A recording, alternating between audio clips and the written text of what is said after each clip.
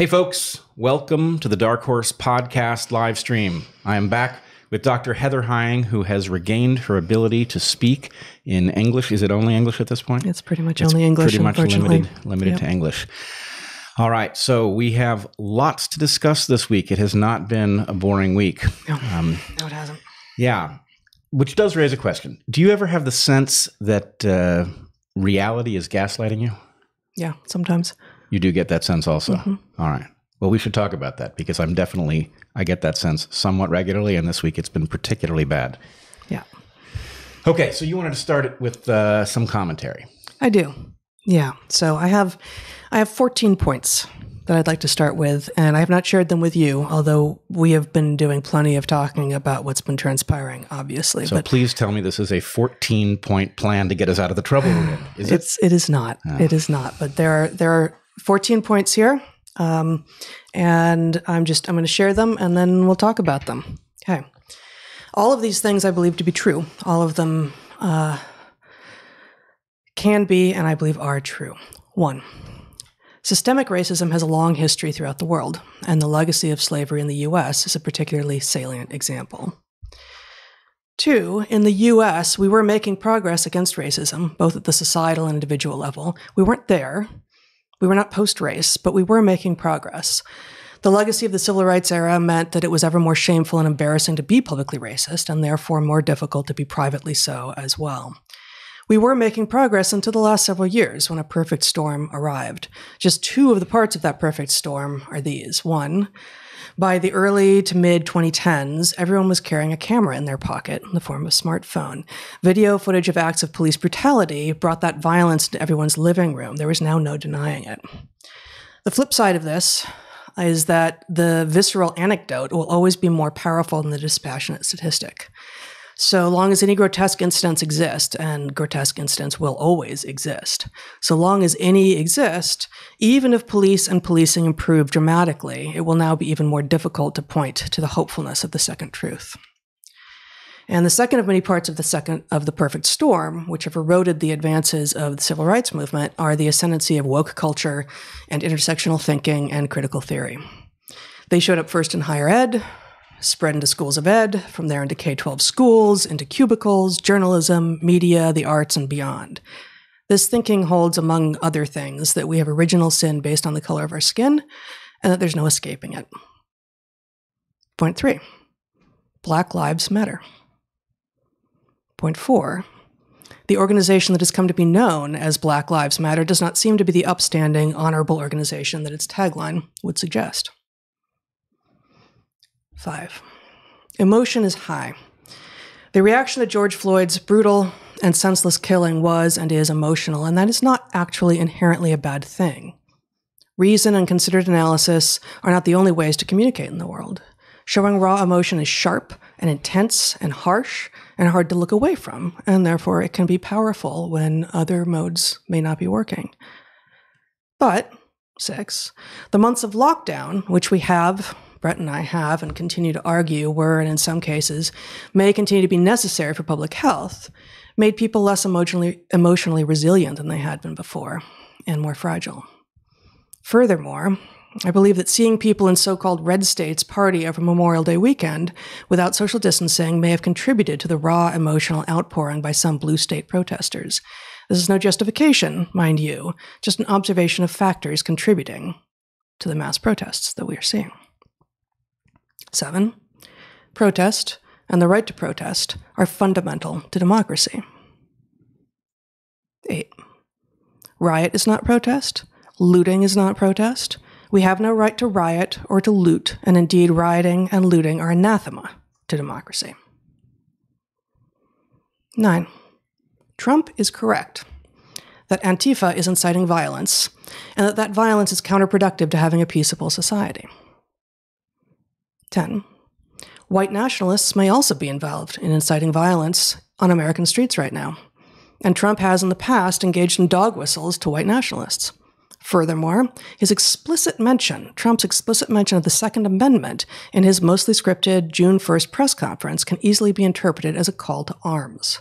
He said, quote, I am mobilizing all available federal resources, civilian and military, to stop the rioting and looting, to end the destruction and arson, and to protect the rights of law-abiding Americans, including your Second Amendment rights." End quote. What is the Second Amendment doing in that sentence in particular? Is it a call to civil war? If this is what it is beyond anti-patriotic. It may even be treason. 11. Some cops are racist thugs. Some dentists are also racist thugs.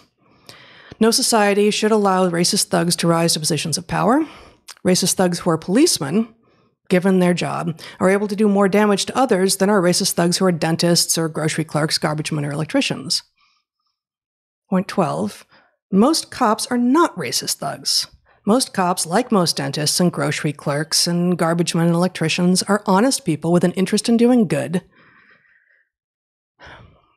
13. Spreading blanket pronouncements of the uniform evil of some demographic, such as with the acronym ACAB, all cops are bastards, or promoting the inherent and unresolvable racism of all white people, is not just untrue, but bad for the cause that it is supposedly for.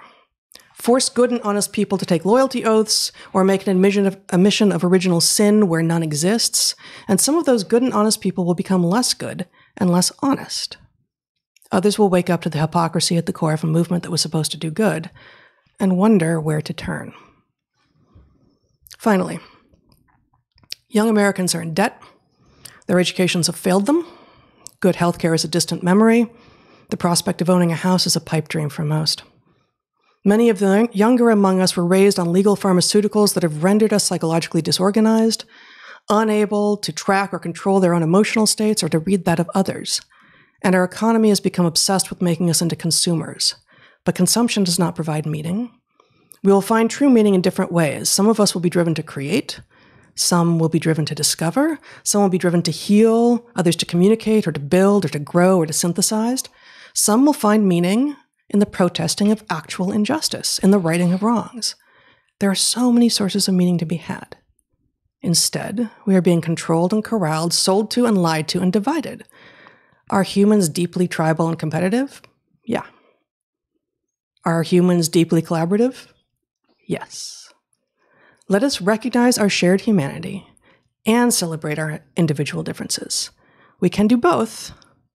We can both recognize our shared humanity and celebrate our individual differences, and the best leaders facilitate us doing just that. Wow.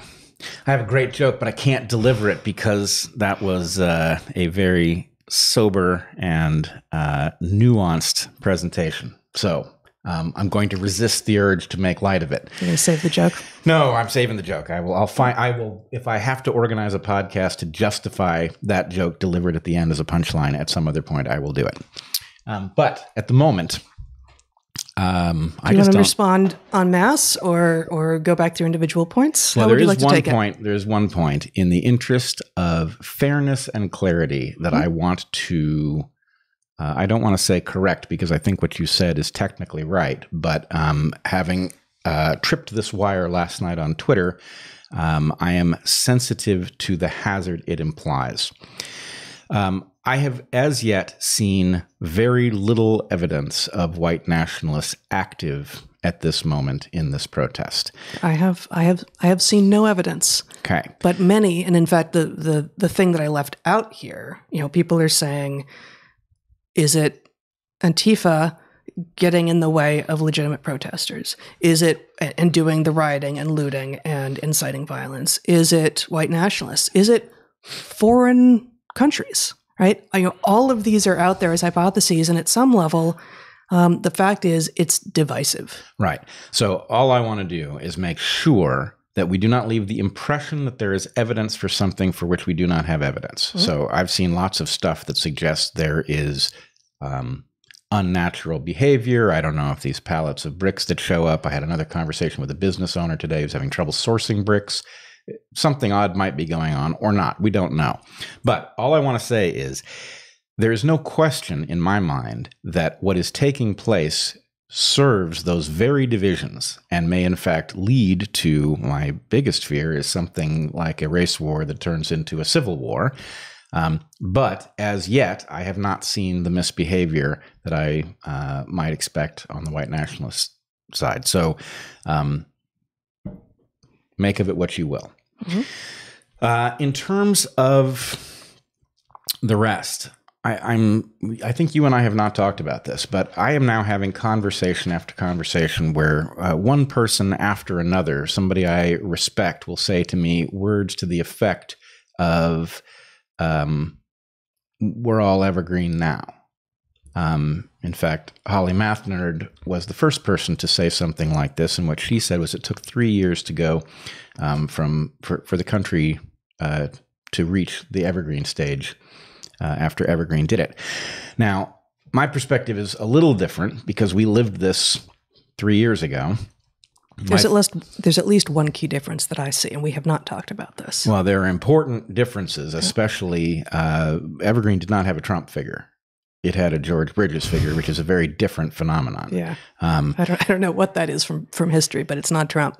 Let's put it this way: it is a lot easier to make light of the situation when George Bridges' ineptitude is in charge rather than the ferocious power that any president would have. And the instincts of this president strike me as particularly dangerous in a crisis like this. But one other key difference is that there was no obvious instigating incident at Evergreen. There were widespread claims of racism without any actual incidents. And while we may never know everything that happened with regard to the killing of George Floyd, clearly there was an incident, and it was awful, and it was recorded and televised. So, I mean, I think your 14 points do a great job of bringing us to this question, because for my part, I'm nervous about any single incident triggering an outpouring of anger like this, because especially in this case, I don't know what reports. I've seen one report that says that George Floyd died of asphyxiation. I've seen another report that suggests he was saying he couldn't breathe before he was ever on the ground. And so to the extent that you and I think, both believe that this protest was initially an honest outpouring of grief and frustration, one doesn't want to pin it. Obviously, this was an act of police brutality. Did it kill George Floyd? Well, probably, but there's at least one scenario in which he was dying of a heart attack, was deserving of care he didn't get because this officer had his knee on his neck. And so, yes, it's a terrible incident, but if it is not exactly what it is understood to be by the people in the streets, does that undercut the reality of this? But then it is also true that if it is what it appears, that does not inherently make it a racist act. Right. He could just be a white cop who kills a black man is not inherently doing so because he is a racist. Right. As I said in the talk years ago, how the magic trick is done, a woman who's walking down the street and takes me to have given her a look that has some sort of content to it doesn't know whether or not that same awkward look was given to the guy who passed right after her, or if it was actually about her being female. You just can't tell from an anecdote.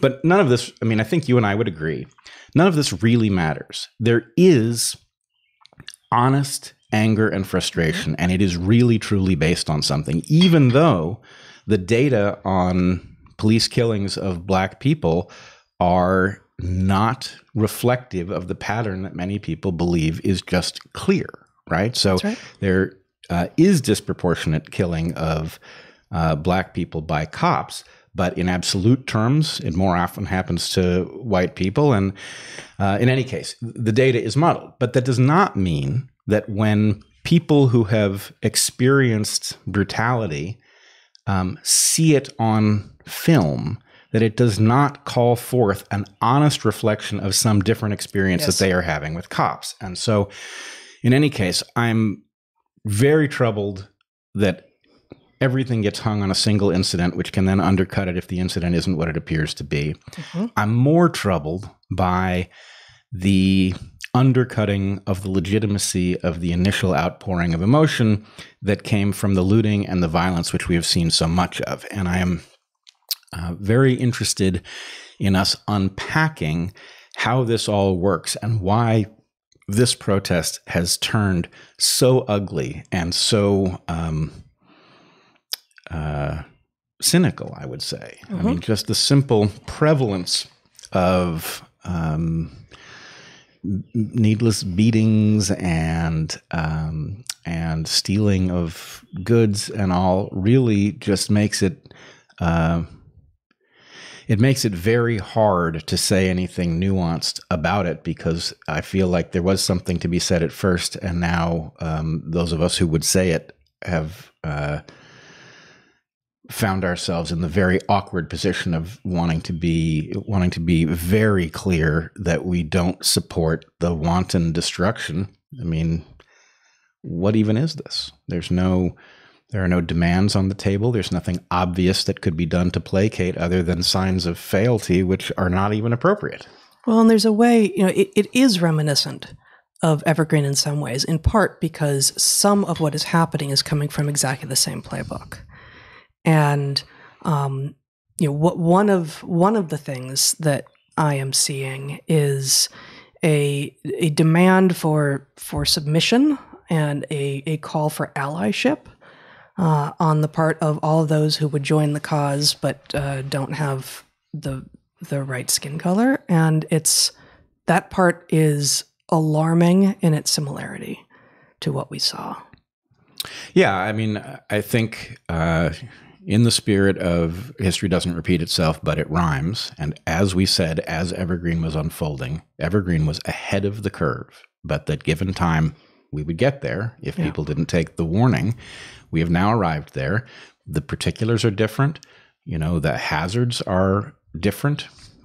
Evergreen was dangerous. And as Evergreen was unfolding, I had the terrible sense that it was unfolding, that the extraordinary, the exaggerated nature of what we were seeing was very much like a sort of poorly drawn movie. Everything was so over the top that it looked like a movie script in which somebody didn't have a knack for subtlety. And what I worried about the whole time was that it was very clear, based on the way movie scripts go, especially one written without subtlety, was that movie was going to end with an ironic lynching of a white person, and that the most likely person for that to be would have been me. Yep.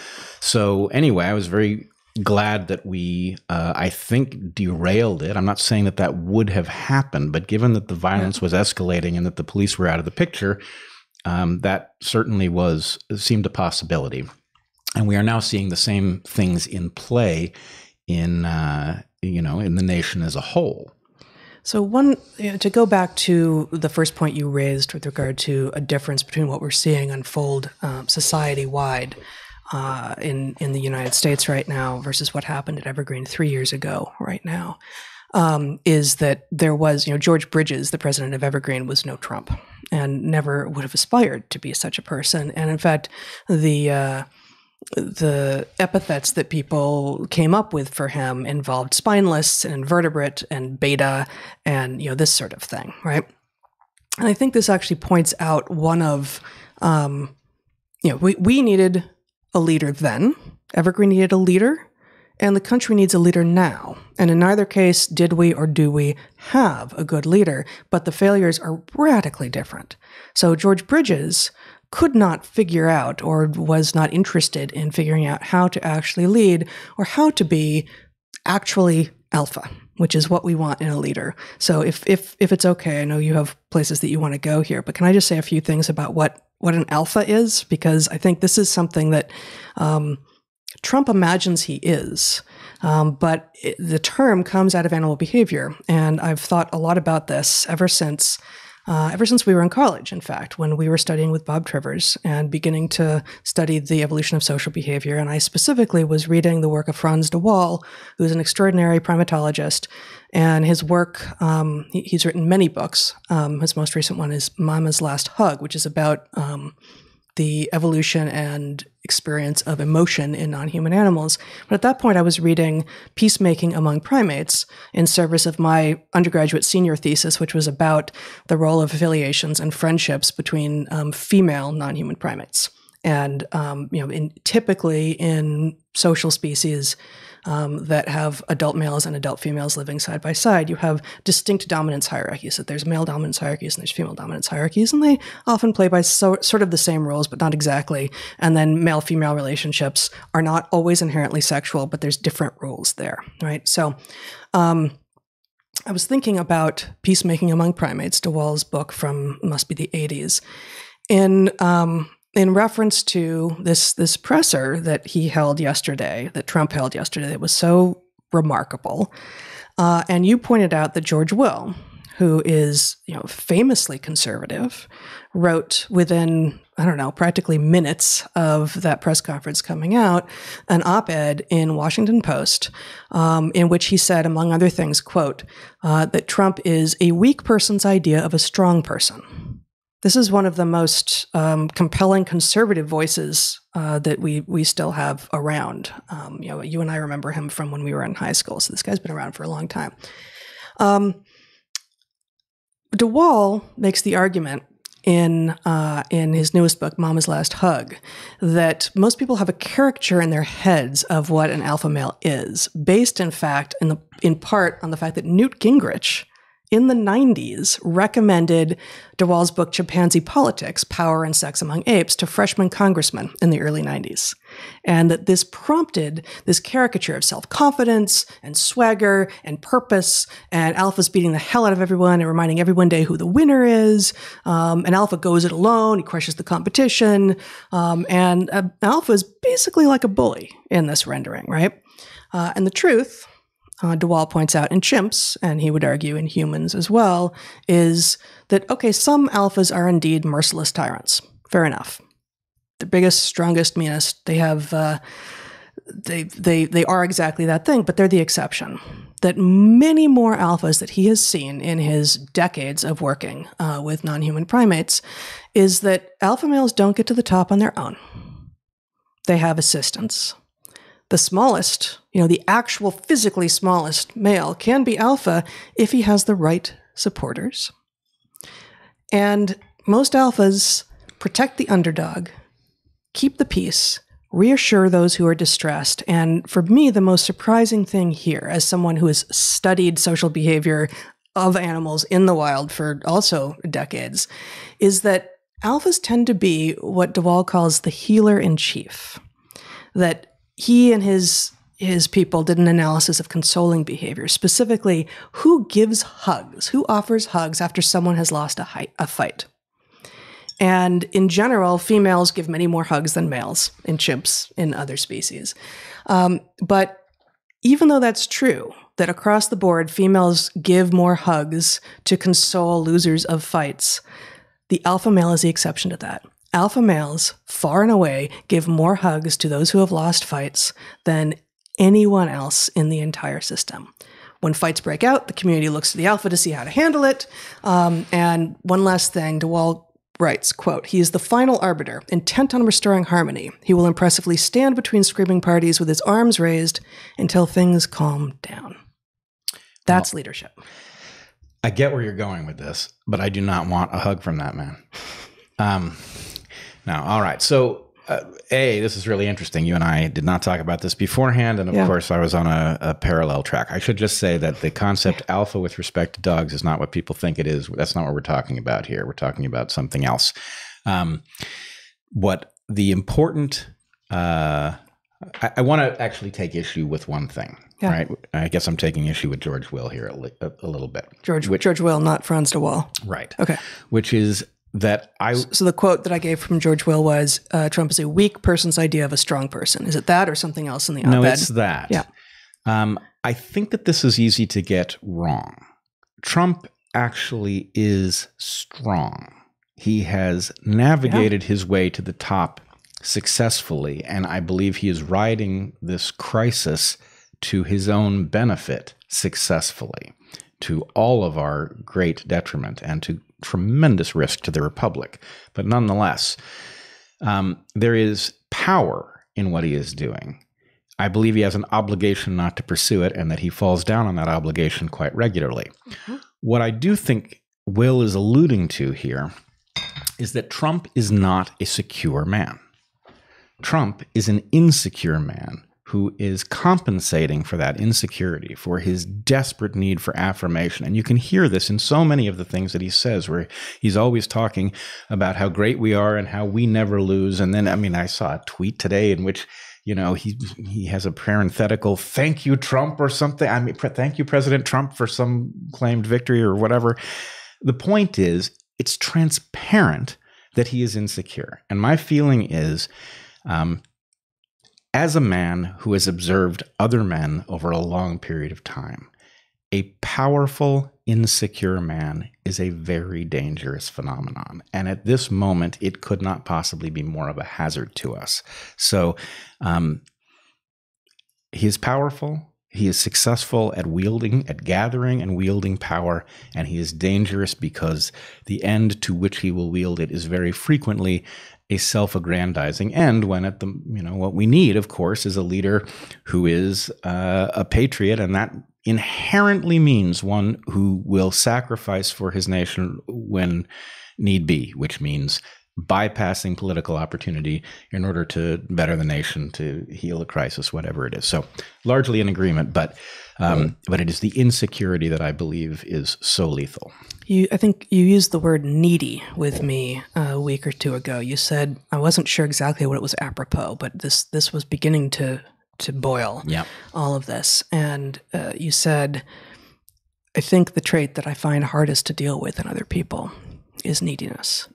And insecurity and neediness are not identical, but they are certainly closely aligned concepts. Well, it is particularly bad in a man whose signature is strength and power, right? Because the strength and power gets wielded in a very dangerous way.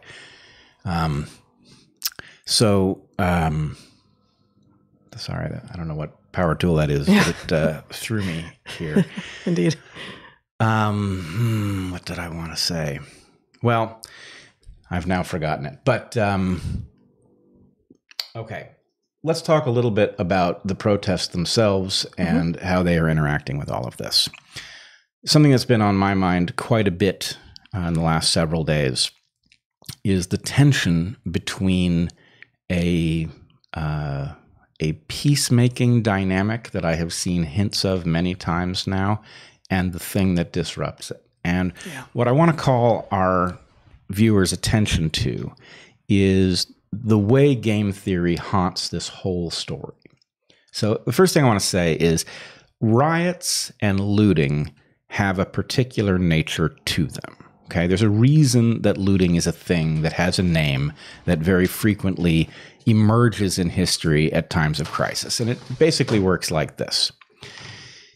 If you have a city, you hire some number of police officers. It has to be enough to do the job, and then it's a diminishing returns problem. So you could hire more cops, and if you hire more cops, it costs more, and the good you get out of adding another cop to the force goes down with each unit above some level. And so you want to hire an economically efficient number of cops. And that economically efficient number of cops is inevitably based on what's necessary under normal circumstances.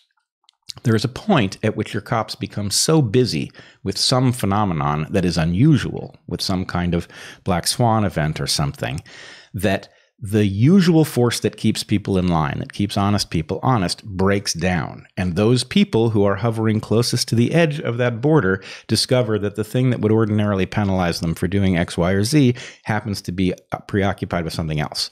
And so they engage in looting. That is a very sad but normal phenomenon. The problem here is that it doesn't take very much to put us in jeopardy of that. And in the context of a protest that started out over something legitimate, we have the added phenomenon of, let's say that the protest is one thing. It's the George Floyd protest. And the George Floyd protest suffers from the fact that if somebody loots a store in Chicago, it is then seen by everybody everywhere. The protest has now paid the price of the looting that went on some corner in Chicago, and that decreases the added cost of somebody looting in Houston. So in some sense, we have a tragedy of the commons unfolding, where the people who are least in line with the objective of the protest begin to color the way the protest unfolds, because they do the dramatic thing that violates the notion that this is an honest outgrowth of sentiment, and it spreads because as long as the protest is paying the cost of looking bad, the opportunity to get an upgraded phone is irresistible for a lot of people. So anyway, it's a tragedy of the commons, and tragedy is a real tragedy in this case. Okay, so now let's carry through to the game theory that we're seeing unfold that goes the other direction. And we've seen this several times in Portland this week, and we've seen it elsewhere. There's something new, and this did not happen during Occupy, I have to tell you. I never saw it even once. There's a moment at which the protesters are calm and the cops are calm, and they are trying to figure out how to negotiate with each other, right? The cops do not like the predicament where they have to crack down on the protesters. Does that mean no cops like it? No, those cops are on the force too. But there are lots of cops who don't want to be cracking down on people, and they're getting pushed into it, and they don't like it. And anyway, it's all understandable. So they want to negotiate too. There's a moment of calm. There's some sort of exchange of lightheartedness or goodwill or something, right? And then some asshole lights a firecracker or throws a bottle or does something, right? Or an asshole on the other side decides to fire some tear gas or whatever it is, and the thing breaks down in an instant. And all it takes is one. All it takes is one. And the point, I think, that I'm deriving from this always annoyed me that Occupy thought that it needed to be a leaderless movement. Now, it did that for a reason. A movement with leaders can be co-opted, or their leaders can be killed or disrupted in other ways. So leaders are a vulnerability. But not having them is an even bigger vulnerability, because what it means is there's nobody in a position to calm the crowd, to punish the person who would set off the firecracker. There's nobody to say, actually, that doesn't speak for us. That's right. That's not us, right? And because that person is absent, there is no mechanism for this natural peacemaking tendency to actually take over. We could get somewhere without Trump imposing martial law, for God's sake. We could get there if we had some mechanism to allow the natural peacemaking to happen, even now, even after all of the looting and violence that we've seen. Yeah. If any group could define someone and allow them to speak for the group, there would be fewer bottles thrown at the point that peace is emerging. The prediction, one of the predictions of what you just laid out, is that those things that break an emerging peace in standoffs between protesters and police are more likely to emerge from the protesters than from the police, because, of course, the police does have hierarchy, does have leader, and if the police department in question is not wholly corrupt, and I believe that there are vanishingly few entirely corrupt police departments in the U.S. at this point. Not to say that there might not be some, or that there aren't some with way higher percentage of corrupt police than I would want to know. But someone, a member of the force who does something wrong as peace is emerging, can be reprimanded by their leader, and their leader could say, that doesn't stand for us, whereas there is no mechanism by which that exists among a leaderless, hierarchyless group of protesters. Peaceful until they're not protesters. Yeah, I agree. There's a hierarchy inherent to the police force which allows for control if that's the instinct. And this then gets us to this very thorny issue of the anarchists, and in particular the Antifa, although frankly I don't even want to play that game anymore. Like, yes, the Antifa exists, and the president has learned that he can invoke them and rile people up because they make themselves so difficult to empathize with, and frankly they make the entire protest movements so they by design they make it impossible to empathize with. That's their whole MO. But the problem here is that they actually have an ideology. It's goofy as all get out, right? It would not take 2 hours of careful thought to explain why it's incorrect and must not be allowed to drive the movement. But you never get the 2 hours, right? I must have spent 100 hours during Occupy trying to explain to the anarchists why this wasn't going to work for very simple, mundane reasons that didn't have to do with anybody being out to get them. It just has to do with basically whether the strategy they're advocating is stable or whether it opens the door to tyranny. But you never get there, which means that little ideology, which they get together and discuss privately, that thing is then allowed to interfere with the natural, admittedly tense relationship that would otherwise exist between the protesters and the cops, right? But the ability of a small number of people to demonize the entire police force so that the police force are not people, they are vermin, and then the police see the protesters in the same light, and nobody's allowed to cross the line because that's considered treason. That thing is what is causing this tragedy. And I don't know how. I mean, in a leaderless movement, and this obviously is a leaderless movement at the moment, I don't know how it is that somebody makes the point generally, actually, for you to have your grievance addressed, you have to get away from those people. They are about something else. They are actually about the wrong idea that if you tear civilization apart, what replaces it will be better. They are wrong about that idea, and they are causing your movement to do their bidding, right? That's unacceptable, and you need leaders to stop it. And if you just imagine, I mean, I've seen a lot of comparisons this week of the current situation with, 1968 in particular. But the big difference is the total leadership vacuum on all sides. There's just no leadership. You've got politics being played at the top level. You've got a movement in which nobody is empowered to speak. And, it's a disaster in the making. Well, I mean, another key difference, and this is so obvious it feels like it's not worth saying, but it's utterly critical, is that, as you mentioned earlier, someone loots in Chicago and the entire world sees it. So there is no ability for any of these protests in any of the American cities to emerge, to evolve organically on their own.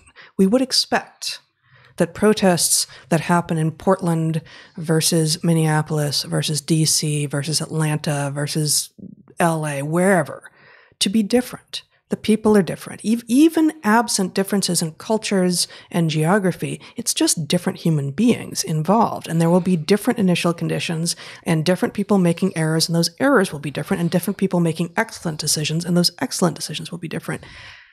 What social media and widespread access to the internet allows is for a universalizing of experience and the destruction of individual cultural and regional differences such that there is no possibility for organic protest to evolve distinctly in any place. At the point that we started, this became a positive feedback chaos. It was almost impossible that it could be stopped unless any city that wasn't already doing that needed to effectively block itself from being able to see what was going on in the rest of the world. And we have no mechanism for that. Yeah. I started having a thought like this when I first saw the footage of Nicholas Christakis being confronted at Yale, right? And there was something so odd about this because we now know Nicholas personally, and he is every bit as decent as he seems online and, in speeches and all. And so you had these very privileged kids at Yale confronting this very decent person as a proxy for some battle that, if it's anything like Evergreen, doesn't even exist at Yale, right? So at Evergreen, we had a battle over white supremacy that didn't exist there, as if it existed there, and the whole thing made no sense because of that. Same thing at Yale. And so what you're saying, and I see it too, is there is an honest, heartfelt objection to something, but it isn't everywhere. And to have that objection raised, you've got a problem. Cops and their enforcement against citizens is the question.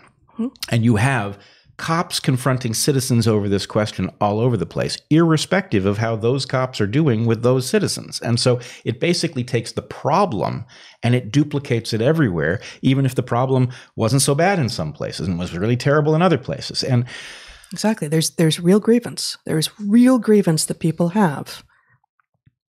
But what we're seeing is not based on real grievance always. Well, I don't even want to say that. It's not always based on real grievance. No. I'm certain of that. That's not what I mean. Of course, there is phony baloney stuff. But let's put it this way.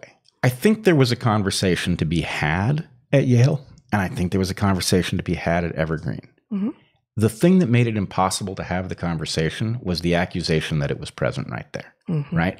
So in other words, my feeling is if maybe you're a black person who finds yourself at Yale, and maybe there isn't racism at Yale in the sense that they were complaining about, but because you're a privileged member from that population, in some sense, you have a greater obligation because you have the opportunity to raise the point that things are not generally fair and that lots of people don't have those opportunities.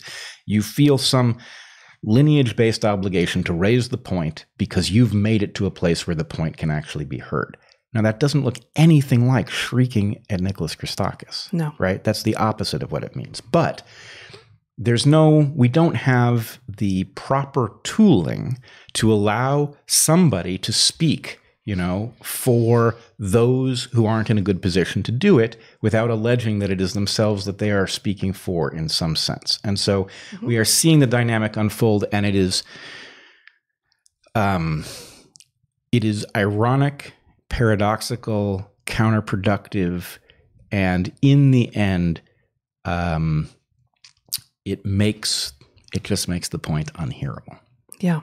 No, and I mean, one of the pieces of my 14-point introduction to today's live stream that was just part of one sentence at the very end, I think, we've spent a lot of time talking about this in the past, but I think is actually critical. The fact that we have drugged a whole generation of people with legal drugs, with mood disruptors, mood eveners, as well as steroid hormones and all sorts of other madness. But especially having drugged children during their development who were given diagnoses of either having anxiety disorders or attention deficit hyperactivity disorders, and they were not allowed to grow up and to learn how to experience their own emotional states, to understand their own psychology. At the point that they show up in college or beyond, they've been in lockdown for a while. They don't see what their prospects are. They don't know how they're going to get out from under debt. They don't know how to have health insurance, how to have relationships. And they see something as brutal as a man being killed while crying for help under the knee of a baby, but a cop of a different race, who's white, and it all comes out. Yeah, it all comes out. Of course it does, but that doesn't mean that all of the anger is about the thing. This is not all about George Floyd. No, I mean George Floyd is the symbol. And, there's actually a long history of that with respect to historic protests where somebody's death triggers basically, all of the pent up emotion that comes from all of the deaths of people whose names we don't know. So, anyway, that's sort of a natural process. But I guess I'm also just struck by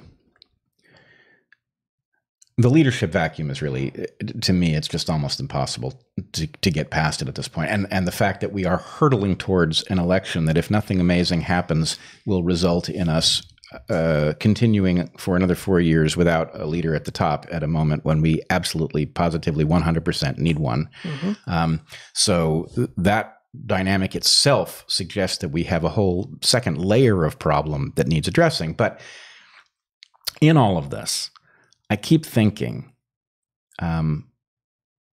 with respect to interesting, dynamic, heterodox thinkers, no place do we have a deeper bench than when it comes to people who are of African descent in America. It's amazing how many high-quality people we have. And they are, by and large, sidelined from this discussion. It's not to say they aren't saying things on Twitter, but the idea that we are not drafting these people to center stage to have that conversation, to me, is just very odd, because they,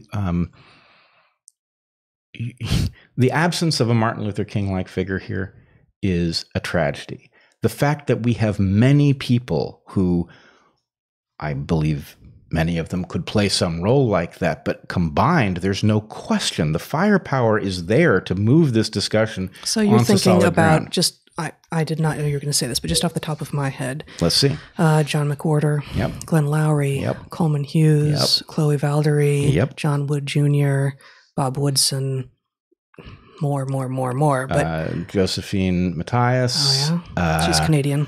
Oh, well, oh, damn. All right, we annex Canada, we get Josephine. Yeah. Let's see, who have we forgotten? Many, I'm sure, but yeah, but I mean, even just there, that's an incredibly large. Riley, Jason Riley. Not sure. Okay. In any case, you got Thomas Chatterton Williams on your list? No. Okay. Yeah. So this is not in America now, but he's an American living in France. So this is a lot of amazing. People who deeply understand stuff, and I'm now regularly asked by people, well, if you were in Trump's shoes, what would you do? And I resent the question, because I never would have let it got to this spot. Right? I would have done much more, much sooner. And frankly, it's hard to imagine botching the job this badly. But one of the things that I certainly would have done had I found myself in that position was I would have brought all of those people in, and we would have been having a very deep conversation about what the state of race relations are in the U.S., especially with respect to black and white dynamics. And, how do I know that's what I would have done? Because you and I proposed this very thing when Evergreen came apart. Before they forced us out, our proposal was to bring many of those people together for a conference on race relations to turn Evergreen around, to take that absurd spectacle of a meltdown and turn it into something positive that would change the national conversation. And they said no. And they said no, of course, because that's the Evergreen way. Yeah. So we're nearing the end of an hour. I want to finish with a little Dostoyevsky, but I know you have some other things that you want to talk about here. I have a couple things that I have to, so we will return to Dostoyevsky. I promised on Twitter to explain why I disliked the Atlantic article, which you have a link to. It was an Atlantic article. Is it this? Yes. And okay, it says so the Zach, protests, you can put that up. The protests will spread the coronavirus.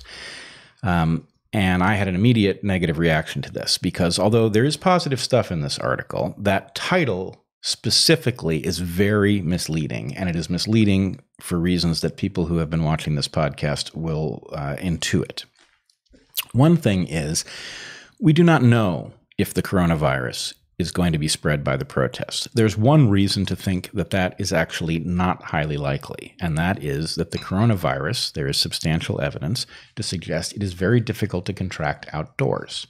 Now, the article does go to great lengths to say, not great lengths, but it goes to some lengths to say that arrests, actually, that put people in paddy wagons and cells are therefore a particular liability. Yep. But my concern is, there is almost certain to be a jump in the number of cases because the lockdown is being eased. That jump is going to be attributed to the protests, which is then going to be blamed on the protesters, which is unfair. Now, if we can begin to segue to the next little piece of this puzzle, it's possible that the protests will spread the virus. I would advise everybody who is out there, A, you should probably figure out what to do about the riot problem, and until you do, you should go home. But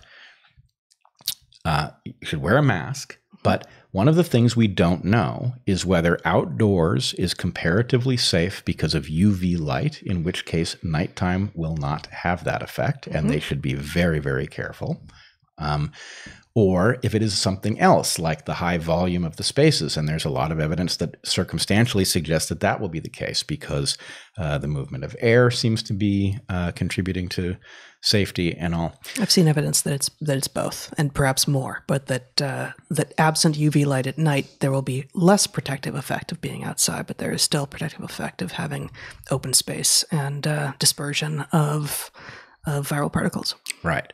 Okay. So I said something very provocative on Twitter, which was that actually the coronavirus. This other thing you sent? No. That the protests could be protective because a lot of people who would otherwise be indoors during the lockdown will be outdoors, where it's very difficult to contract. No, you didn't. Okay. I mean, I'm just saying that's a possibility. So it could be protective. But what I don't want to see is us leap to the conclusion, when we do see a jump in the number of cases, which is almost certain based on the end of the lockdown, that it was the protests that did it. That's unfair to the protesters, and it treads very close to a recurrent trope in history where the enemy is declared to be something like infectious, right? So anyway, I don't want to see that happen. All right. A couple other points on coronavirus. One, I don't have a link for this one, but evidence started to emerge this week of it being a primarily circulatory blood vessel-borne virus, which is both curious and interacts with the lab origin hypothesis potentially, because one of the possible techniques that might have been used in a laboratory, if this did in fact emerge from a laboratory, would have involved passage through what are called HeLa cells. Now, HeLa cells are a very famous cell line from human beings, a cell line that has been in circulation for many decades. And the reason that you can have a cell line... This is the Henrietta Lacks. So there was a movie made about her recently, this whole story. I don't remember exactly what, but this is the HeLa being Henrietta Lacks cell. So it's her line, it's her cell line. Now, if you're paying real close attention to the podcast, you'll think, how could you have a cell line circulating for decades? Wouldn't it have run out of telomere, right? Well, what kind of cell doesn't run out of telomere? Cancer cells don't. Helen Lacks died of cancer, and these Henrietta Lacks died of cancer, and these cells are cells from her tumor, which now vastly outnumber, as I understand it, the number of cells that were in her body when she was alive, and they are used as human model cells in many laboratory experiments. So, cancers have an interesting dynamic. Cancers that actually function and are persistent have an interesting dynamic with respect to blood vessels. They have to grow them in order to feed that mass of tissue, which is growing and doesn't have access to the circulatory system of the body. So it would die off. It would get necrotic and die off if it didn't generate its own circulatory vessels. So one question is, if this was created with a laboratory serial passage experiment in something like HeLa cells, would it have a unique relationship to blood vessels? I don't know, but it's certainly something we would want to study, and ruling out the possibility that it came through a lab will prevent us from doing so, which brings me to the next point.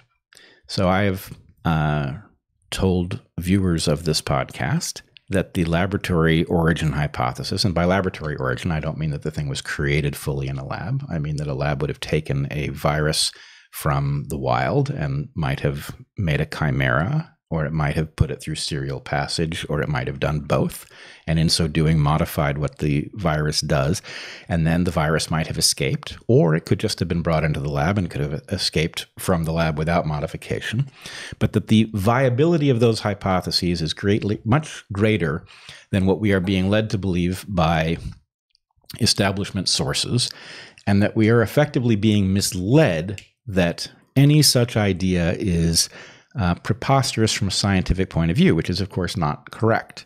Well, that narrative that those who talk about this idea are obviously not grasping the science, that narrative has begun to crack. It began to crack in a major way with an article by Matt Ridley in the Washington Post earlier this week. So that's this, Zach, if you want to put that up.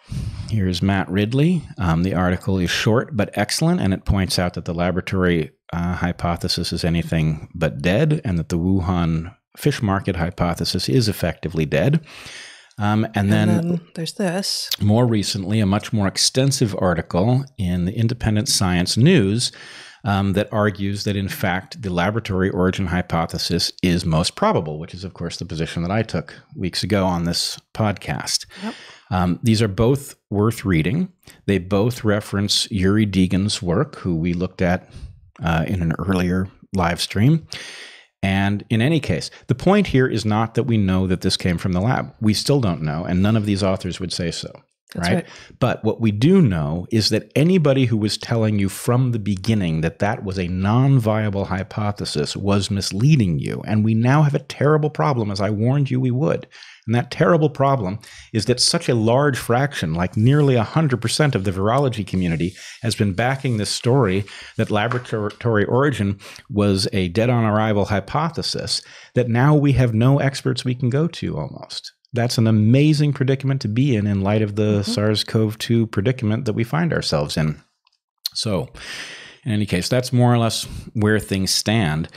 I would argue we have an obligation to take this hypothesis seriously, because this is where the evolutionary dynamics come in. If it did come through the lab, it will have been modified to laboratory conditions. That could provide us opportunities to fight it, and it could provide obstacles that we need to know about. And if we don't take this hypothesis seriously at the highest level, we're not going to figure it out. And the opportunities are going to pass us by, and we're going to fall right into the hazards. All right.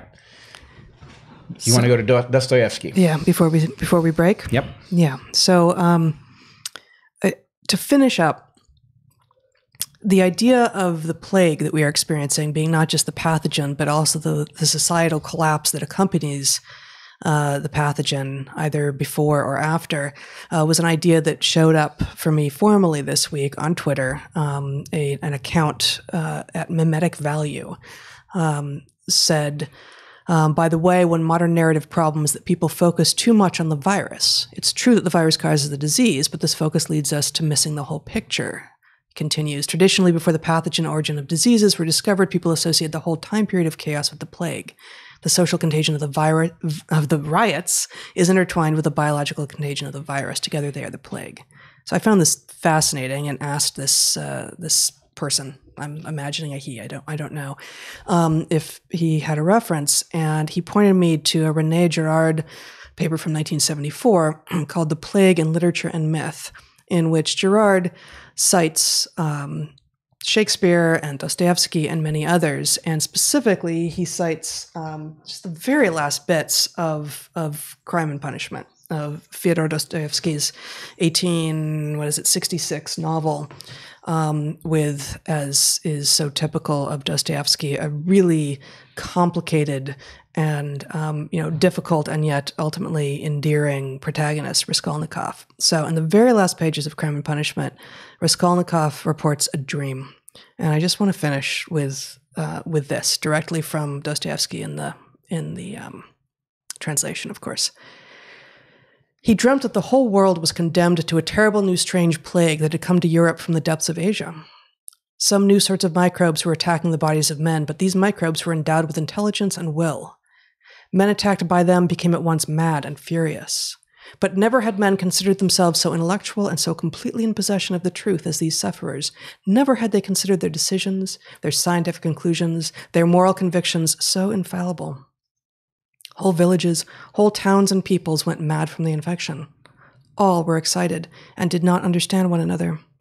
Each thought that he alone had the truth and was wretched looking at the others, beat himself on the breast, wept and wrung his hands.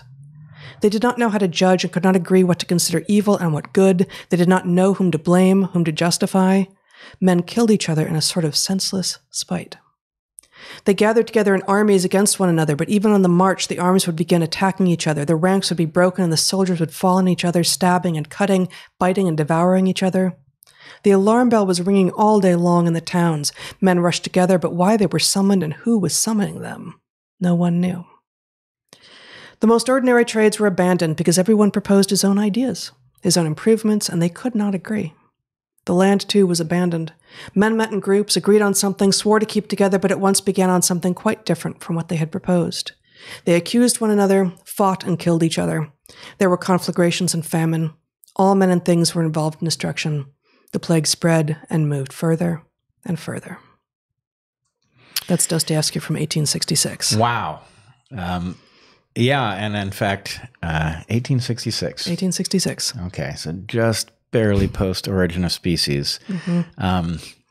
But there is something to this notion of rotten ideas and their spread, and viruses which spread differently but in a parallel fashion. And we are seeing... And end up intertwined in an inseparable way. In an inseparable way, yeah. I am put in mind of the president's remarkable speech and then yesterday's photo op stunt last evening,